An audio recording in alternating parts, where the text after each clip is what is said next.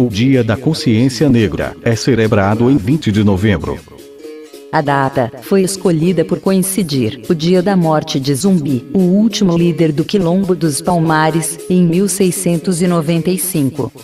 O Dia da Consciência Negra procura ser uma data para lembrar a resistência dos negros e a escravidão de forma em geral. No dia 20 de novembro no Brasil, é dedicado à reflexão sobre a inserção dos afrodescendentes na sociedade brasileira.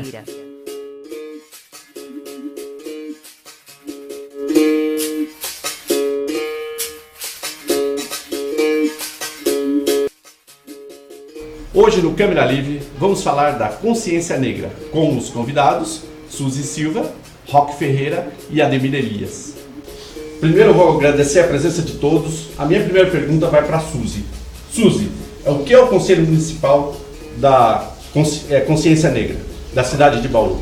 Olha, é muito importante, né, a criação do Conselho da Comunidade Negra aqui em Bauru no ano de 2003, porque a partir daí as pessoas, né, e principalmente a população afrodescendente, tem, né, até hoje a oportunidade de ter um espaço para poder estar fazendo as discussões das questões negras, da questão racial, que nós sabemos, né, que é muito difícil a vida dessa população afrodescendente em todos os aspectos, né, na sociedade. Roque, como é o tributo à morte a Zumbi dos Palmares? Qual a importância do Dia da Consciência Negra? Na verdade, o Dia da Consciência Negra, assim como outros dias, ele tem uma importância singular. Porque o dia 20 de novembro ele sintetiza todas as revoltas que conquistaram a abolição, né? Então, o dia 20 de novembro tem essa simbologia, mas eu particularmente considero que o Dia da Consciência Negra são todos os dias, né? Onde nós, negros e não negros, que combatemos o racismo, a discriminação, todas as formas de preconceito, temos que travar uma luta diária para afirmar os direitos de igualdade, né? E o dia 20 tem essa simbologia, porque ele ajuda a resgatar, né, todas as lutas concentradas em mais de 300 anos que deram causa à abolição da escravatura oficialmente, né? Ademir, você que já trabalhou em rádio, televisão, esteve à frente do Conselho Municipal da Consciência Negra. Como é isso, cara? É bem interessante, porque você trabalhar com a mídia, não é? Você pode traçar um paralelo de como é a sua atuação, né, dentro do Conselho de Movimentos Sociais, através do Conselho da Comunidade Negra, não é?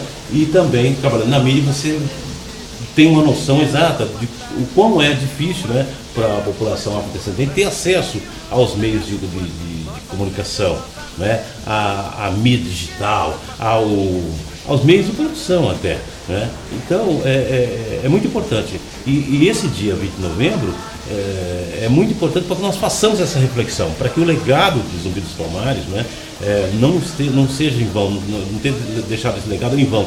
Então é importante que nós combatamos no dia a dia, como o Roque disse, no dia a dia, trabalhando nessa luta de discussões e tal, para que políticas sejam implementadas, para que possa se fazer, né, possa se trabalhar, né, a questão da igualdade, né, da igualdade de oportunidades para todo mundo, negros e não negros, na sociedade, na sociedade como um todo, na mídia, né, na moda, enfim, nos mais diversos segmentos sociais. Vamos assistir o depoimento que o Silvio do Grupo Elite deixou pra gente. Olá, Paulo, tudo bem? Ao pessoal da mesa, um abraço, toda a rapaziada, Roque, Suzy, todo o rapaziada que tá aí, satisfação, sempre junto na luta, rapaziada. Estivemos na luta há muitos anos, começamos com, né, música black music, né, hoje chamado de DJ, na época nós era disc jockey, sempre na luta, passamos num auge, aí numa época de realmente sentindo um preconceito, foi quando surgiu os Panteras Negras nos Estados Unidos, o movimento funk pegou muito grande no São Paulo e se enganjamos. Daí em diante começamos a perceber a diferença racial que havia no momento, naquela época. Mas graças a Deus, com umas lutas aí, graças ao pessoal que está na mesa, que eu também tive a honra de participar junto, está tendo uma grande mudança, principalmente em Bauru. E eu posso falar dentro de um ramo que eu estou aí trabalhando há mais de 22 anos, estou com o Grupo Elite há mais de 26 anos na realidade, sempre é uma cultura há um preconceito muito grande no Brasil inteiro, não só em Bauru, sendo que em Bauru também é enorme. Mas estamos na luta. Eu acho que com a insistência a gente passa essas barreiras. Legal? Eu queria saber da mesa como que eles fariam para fazer um conselho mais atuante na realidade, sem ficar só na questão de ser só conselho, começar a ter atuação, com poder de atuação. Olha, primeiro de tudo, eu acredito que as pessoas precisam ter, né, a sua identidade negra. Muitas pessoas não vão para participarem do conselho, até porque acham, né, olha, mas eu não sou negro, né, eu sou pardo. E aí a gente encontra dificuldade, inclusive, de manter o conselho, porque as pessoas que vão para o conselho também têm diversas atividades e acabam não participando ativamente, e o conselho fica assim, um pouco nas reuniões mensais, né? Quando a gente gostaria de bastante atividade mesmo, para exposição mesmo da população negra, das coisas que os negros são capazes de fazer, como o Ademir já colocou, né? O negro que é inteligente, que atua no mercado de trabalho, tanto quanto o outro que tem uma pele diferenciada, né? Que tem uma pele branca. E eu acho que precisa dessa participação efetiva mesmo, as pessoas irem para o conselho para de fato permanecerem e desenvolverem um trabalho. Os conselhos também são muito limitados, né? Os conselhos também são muito limitados, porque de certa forma o Estado não é neutro, né?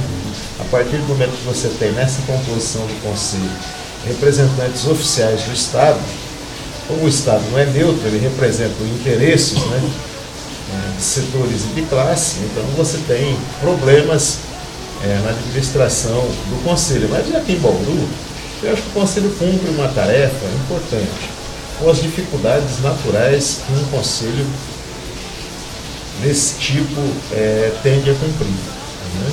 Eu acho importante o seguinte, as pessoas, de uma forma geral, até por conta dessa pluralidade que o Rob comentou, tem realmente dificuldade para se identificar no seio do Conselho. Porque cada um tem uma atividade e tal, e cada um tem uma profissão, né? E às vezes é importante que o Conselho ele consiga realizar discussões às mais diferentes datas, não só no dia 20 de novembro ou só no mês de novembro, mas às mais diferentes datas e principalmente eventos culturais, né, também juntamente com debates, discussões e tal, para que as pessoas possam entender mais, se engajar mais nesse contexto da cultura afrodescendente. A Solange Dias, personal Stylist, deixou um depoimento pra gente. Eu queria que vocês acompanhassem. Então, para mim é um prazer estar com vocês. Hoje eu vou muito mais devagar. Eu procuro avaliar melhor e ouvir melhor. Eu procuro me posicionar melhor. Eu procuro ser referência, eu procuro não falar muito, eu procuro fazer muito. Eu acho que o importante hoje, para uma mulher negra, é mostrar realmente o potencial que nós temos em matéria de conhecimento, né? O preconceito existe, bastante. Mas a gente precisa tomar bastante cuidado na maneira como a gente se comporta em relação a esse tipo de atitude, né? Porque as pessoas não têm culpa, né? Nós estamos num país de terceiro mundo e no segundo mundo também passa isso, no primeiro e nos demais. O Dia da Consciência Negra realmente é um marco, né? Todos nós merecíamos, né? Em todo o Brasil, são algumas cidades que realmente colocam como o Dia da Consciência Negra um dia marco feriado nacional. Mas o que eu posso dizer, o que eu posso perguntar é o que fazer, qual é a diferença que você pode fazer para se mostrar como consciente dentro do Dia da Consciência Negra. Então, essa é a minha pergunta. Primeiramente, eu acredito que para fazer a diferença, nós não precisamos esperar o dia 20 de novembro. Eu acho que as nossas atitudes durante todo o ano, no decorrer do ano, né, ela serve já para que a gente faça a diferença. no decorrer do ano todo. Obviamente que no mês da consciência negra as pessoas têm o hábito de pensarem um pouco mais, de refletirem um pouco mais, até por conta das atividades e por conta da exposição que é feita, né, do dia 20 de novembro. Mas eu acredito que essa diferença ela é feita no decorrer dos 365 dias do ano, com as nossas atitudes, combatendo o preconceito diariamente. Eu acho que é dessa forma que a gente faz a diferença. Fazer a diferença é quando você tem consciência daquilo que você faz e daquilo que você luta. E essa luta é permanente, né? O dia 20 é um dia importante, é um dia de debate, é um dia de discussão. Mas, sob o ponto de vista da questão racial, eu acho que fazer a diferença é a gente compreender que para os negros no Brasil não há saída se a gente não construir diariamente a maior unidade de nação com setores não negros e que compreendem também a necessidade de a gente ter uma sociedade, né, onde essa questão do racismo, do preconceito, da discriminação seja abolida, né?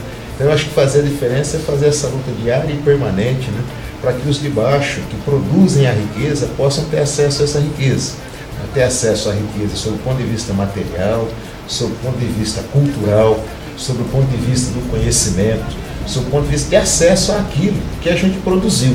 Isso que é fazer a diferença. A diferença é o que nós estamos fazendo aqui, conversando, trocando ideia, né?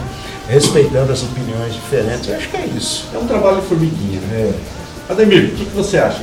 Eu também entendo que essa diferença, o fazer diferença, são ações, pequenas ações que você vai tomando no dia a dia. Essa sua vivência no dia a dia, dando pequenos exemplos, né? Seja qualquer setor da sociedade que você viva e conviva. Então, você fazer as pessoas entenderem, fazer com que o grupo ao seu redor e, consequentemente, também o Estado, enfim, o país, todo entenda que precisa se trabalhar a redução do abismo social. Um país que quer evoluir, então ele tem que haver melhores condições para todo mundo, igualdade de oportunidade, para que possa reduzir redistribuição de renda, para que possa reduzir esse abismo social. A partir daí, a sociedade vai crescer um pouco mais. E com relação à cultura negra, não é? A cultura afrodescendente, as crianças na escola, os professores, tem que passar, incutir na cabeça das crianças que o preconceito não tem nada a ver com o caráter da pessoa. Então, os exemplos no dia a dia, cotidianamente, podemos ter, né? Aí a gente vai poder fazer a diferença futuramente. É isso aí. Suzy, como é ser uma mulher negra nesse país? A gente encontra muito preconceito por aí, mas a luta é constante e a gente tem que enfiar a cara mesmo e seguir em frente, né? Tendo plena convicção de que nós temos toda a capacidade e que a capacidade ela não está simplesmente na cor da pele.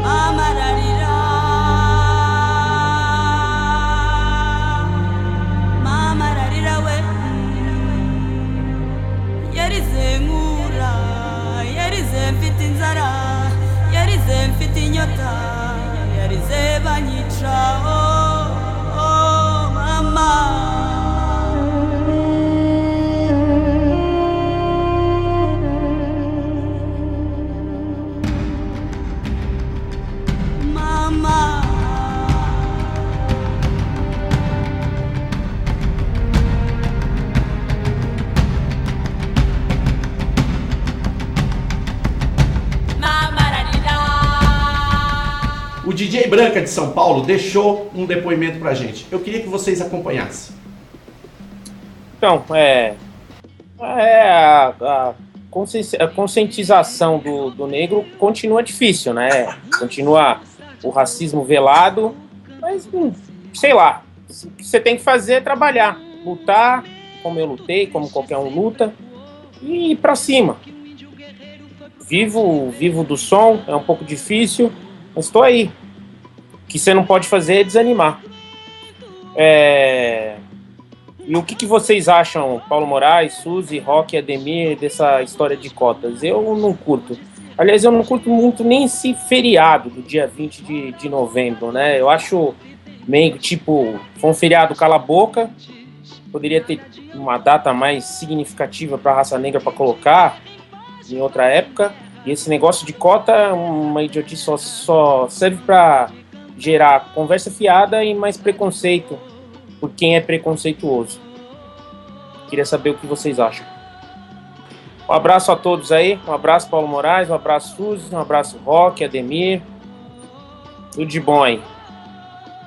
Axé. Veja, o depoimento do DJ é um depoimento importante. As cotas, elas não são pauta do movimento operário e dos trabalhadores negros e negras. Porque a gente que trabalha, a gente sabe exatamente o que se passa e o que acontece. As cotas nas universidades, ao invés de resolver um problema, elas não resolvem um problema. Elas mascaram um problema. Nós temos que lutar pelo fim do vestibular. Ou seja, todos aqueles que quiserem ter acesso a uma universidade terão esse direito garantido. Entretanto, nós precisamos fazer aquilo que os governos não fazem, que eles estão acabando.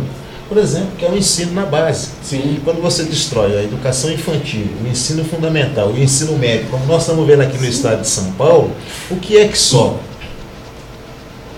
Né? As cotas recebem o plano dos governos, resolve o plano dos governos, mas não resolve os nossos problemas. Claro. Nós não queremos que um grupo pequeno tenha acesso à universidade. Nós queremos que todos tenham acesso à universidade. Seguinte, as cotas, eu gostaria muito que não precisasse, muita coisa que eu achava que não precisaria. Que não, Sim, ter cotas. Seria feliz que não precisasse. Sim. Por exemplo, outro dia estava numa discussão lá na Anguera, acho que o Roque estava junto, aí eu estava falando sobre a questão de cota, e cota de uma forma geral, Sim. né? E tem um menino que se levantou, um aluno que se levantou e falou, por que só para vocês negros tem cota? Eu falei, não, tem cota para a mulher também na política, não é? Tem cota, tem que estabelecer, não deveria ser assim. Devia ser as mulheres concorrer de igual para igual com os homens. Sim. Mas não, tem que ter cota, tem que ter 30% de cota para as mulheres se candidatarem. Se não tiver, o partido não oferece cota para ela, não oferece vaga para ela. Sim. Vai falar para a mulher, ó, você vai pilotar fogão, você não conhece nada de política.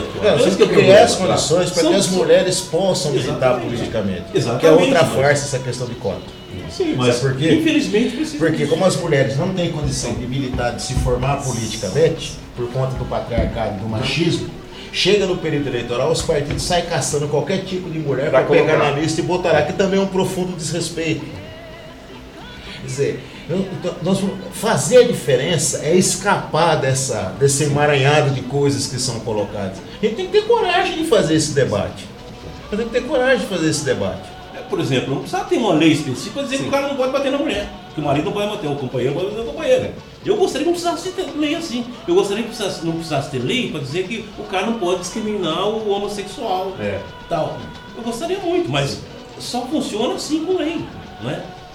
Infelizmente assim, né? Ademir, mas falando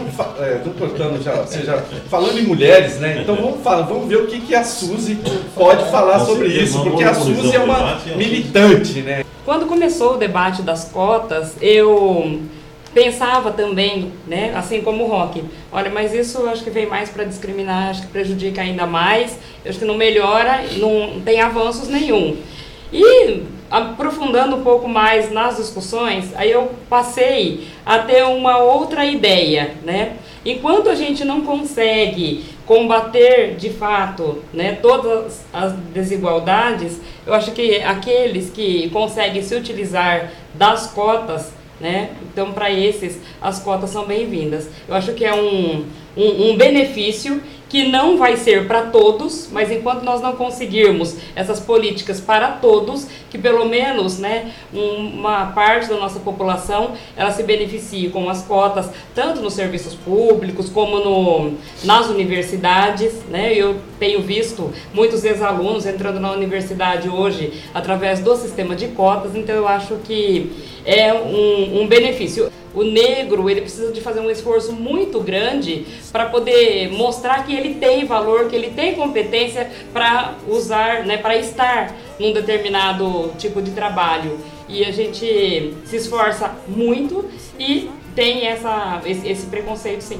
Eu acredito que as cotas, né, elas não devam continuar, porque as políticas públicas, elas devem avançar no sentido da igualdade para todos. Bom, eu queria perguntar para os três, né, fazer uma pergunta para os três. O que vocês acham dessas pichações que houve lá no Mackenzie e que houve aqui na Unesp, nos banheiros lá da faculdade? O que vocês acham disso? Na minha opinião, essas pichações refletem exatamente, né, a intolerância, o preconceito e o racismo. Porque esses locais, como o Mackenzie, a universidade pública, elas não eram locais, locais da população negra. E são locais que hoje passam a ser ocupados por negros numa condição diferenciada, como discente e como docente. Haviam negros nessas universidades, né, mas trabalhando, como faxineiro, trabalhando no corpo de funcionário dessas universidades. São os invisíveis dentro da universidade, mas com acesso ao conhecimento. Quer dizer, isso mostra o nível de intolerância. E esse nível de intolerância e de preconceito, ele começa a ganhar essa forma mais acabada, né, quando você está num processo de competição, quando você tenta romper esse círculo, como eu disse anteriormente. Sim. Você rompe isso, né? Agora, eu não vou gastar minha energia para tentar convencer alguma pessoa a deixar de ser racista. Eu acho que a pessoa que é racista, ela não tem o direito de, com base nessa posição, me atacar. Aí nós temos que combater, né, e ter os elementos que nos ajudem a fazer isso através de leis duras, leis fortes, né? As pessoas têm poder aquisitivo, conseguem entrar na universidade e depois começa a tripudiar em cima das pessoas pobres e principalmente das pessoas negras que em tese estão ameaçando o reinado deles. Então eles sempre, assim, é aquela questão de dominação, né? Esse espaço é meu e você não tem o direito de chegar aqui, principalmente sendo negro. Pobre já é um problema, negro é pior ainda, né? Então é uma intolerância realmente a toda a prova e que precisa ser combatida, como o Roque falou, vigorosamente, porque é inaceitável você, dentro da universidade pública, você ter um racismo, né, um ato de racismo, de discriminação e de intolerância contra o afrodescendente. As escolas de ensino fundamental, a gente não tem encontrado esse tipo de coisa ainda, até porque os nossos alunos estão saindo ainda sem saber escrever, né? Então nós temos algumas atitudes que demonstram, né, a intolerância, com alunos mesmo dentro da sala de aula que chamam o coleguinha de neguinho, e aí esse que vai para a universidade e que vai tomar esse tipo de atitude. Então acho que esse combate também, ele deveria, né, ser mais trabalhado mesmo dentro das escolas e dentro das famílias, né? Porque eu acredito que as crianças, elas não chegam à escola preconceituosas porque elas aprenderam sozinhas. Elas já vêm de famílias que acabam também transmitindo para elas esse preconceito. É isso aí. Então, Roque, eu queria que você deixasse uma mensagem a todos e principalmente aos nossos jovens brasileiros. Eu gostaria de dizer o seguinte: a luta contra o racismo e o preconceito, ela é um combate diário e permanente. E a juventude ela tem que romper com essas verdades mais absolutas, né? Nossa grande esperança está na juventude. A juventude tem que buscar a todo custo conhecimento, tem que buscar a todo custo tomar posse desses valores que a humanidade construiu e procurar, de maneira fraterna, construir um mundo diferente. Um mundo onde a gente não olhe para as pessoas e faça distinção entre elas baseada em cor de pele, em orientação sexual, em questão de gênero, mas em si, por aquilo que as pessoas têm de melhor para nos ofertar, né? Eu acho que essa é o grande desafio para a humanidade que nós temos que desenvolver, né?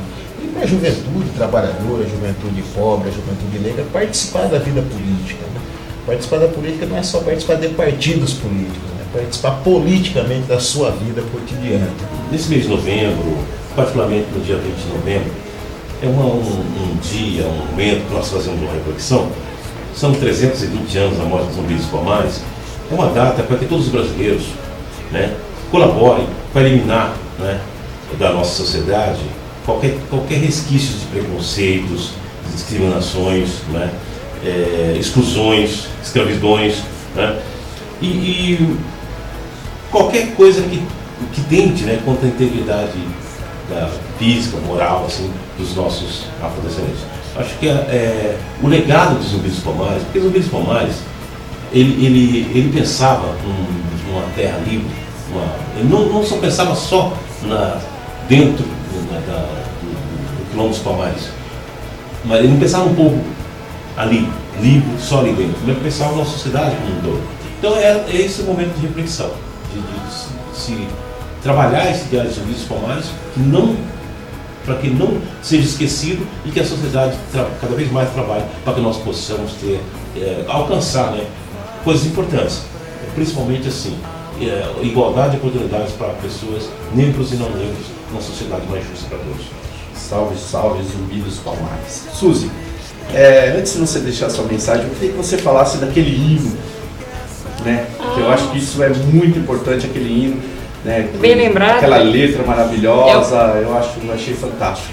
Bem lembrado, é um trabalho que a gente está fazendo, inclusive de divulgação do hino à negritude, né? Que já existe, mas que a população ainda não tem conhecimento. E o Conselho da Comunidade Negra começou esse trabalho de fazer uma entrega do hino às prefeituras, para que as prefeituras passem isso para as escolas, para que as pessoas conheçam, até porque hoje o hino à negritude ele é tocado, né, principalmente nos eventos que são direcionados à comunidade negra, mas que a população nossa ainda não conhece. Já é um hino oficial através de um decreto presidencial e aí a gente precisa fazer essa divulgação. E como mensagem, eu gostaria de lembrar aqui uma frase que eu gosto muito, que eu não conheço o autor, né?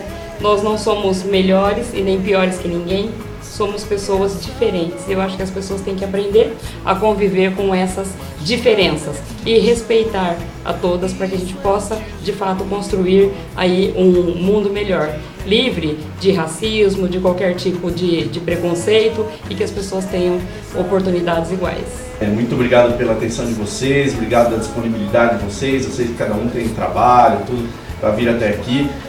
Para mim é uma honra estar diante de vocês, os grandes pessoas que lutam, né, pela nossa raça, pela dignidade, né, independente da cor, raça e credo. Muito obrigado.